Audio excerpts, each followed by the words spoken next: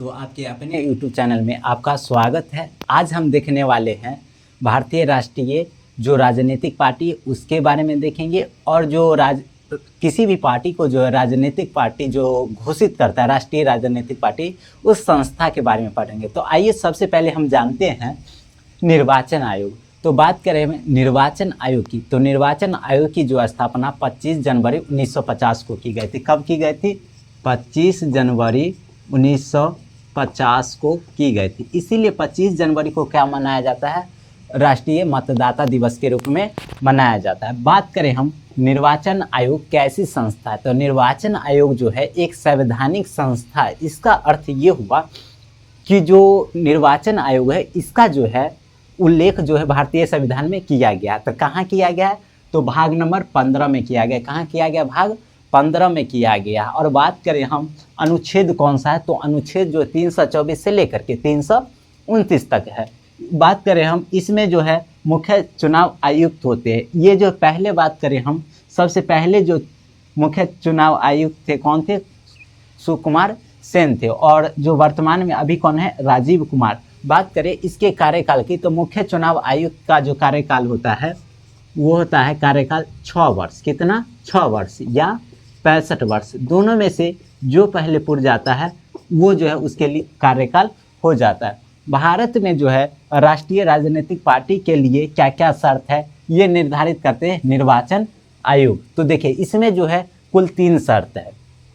पहला शर्त है या कोई भी पार्टी जो है 4 या अधिक राज्यों में, या तो 4 राज्यों में नहीं तो 4 से अधिक राज्यों में जो है यदि राज्य पार्टी का दर्जा जो है प्राप्त कर लेता है तो वह एक प्रकार का राष्ट्रीय राजनीतिक पार्टी बन जाएगा। नहीं तो दूसरा कंडीशन क्या है? लोकसभा का जो चुनाव होता है 3 अलग अलग राज्यों में कम से कम 2 सीट जीतेगा। कितना? लोकसभा में जो है 3 अलग अलग राज्यों में कम से कम अगर 2-2 सीट भी जीतता है तो वह जो है राष्ट्रीय राजनीतिक पार्टी घोषित कर दिया जाता है। कितने वर्षों पर किया जाता है?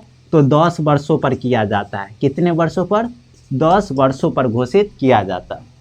वही बात करें तीसरा शर्त है, अगर ये दोनों पूरा नहीं कर पाता है तो या तो 4 लोकसभा सीट जीतेगा। कितना? 4 लोकसभा सीट जीतेगा और 4 राज्यों में जो कम से कम जो है 6% मत प्राप्त कर लेता तो उसे जो है राष्ट्रीय राजनीतिक पार्टी घोषित कर दिया जाता है। तो चलिए अब जो है बात कर लेते हैं वर्तमान में जो कुल राष्ट्रीय राजनीतिक पार्टियों की संख्या कितनी है। तो देखिए 2023 में घोषणा हुई। कितना? 2023 में। इससे पहले कितनी थी? तो इससे पहले 8 थी। कितनी थी? 8, जिसमें से 3 को हटा दिया। कितना को हटा दिया? 3 को हटा दिया। तो वर्तमान में कितना होना चाहिए? 5, लेकिन 2023 में ही 1 को और जोड़ दिया गया था। इस तरह वर्तमान में जो है कुल राष्ट्रीय राजनीतिक पार्टियों की संख्या कितनी हो जाती है? 6 हो जाती है। तो चलिए इस 6 के बारे में जान लेते हैं आखिर कौन कौन सी है। तो राष्ट्रीय राजनीतिक पार्टी में जो है सबसे पहले आता है कांग्रेस। कौन सी आती है?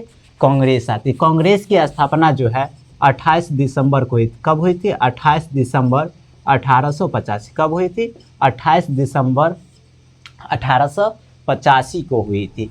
वही माकपा सीपीआई की बात कर रहे थे। एक होता है सीपीआई, डायरेक्ट सीपीआई, और एक सीपीआई एम का मतलब मार्क्सवादी। इसकी जो है स्थापना कब हुई थी? तो इसकी स्थापना जो हुई थी 7 नवंबर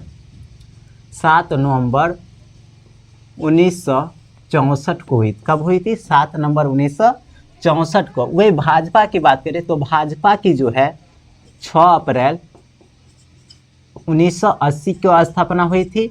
और बसपा बीएसपी मतलब बहुजन समाज पार्टी, जो ये जो है मायावती जो है उनकी जो है पार्टी है, इसकी स्थापना जो हुई थी 14 अप्रैल को। कब हुई थी? 14 अप्रैल 1984 को। आता है National NPP, National People's party.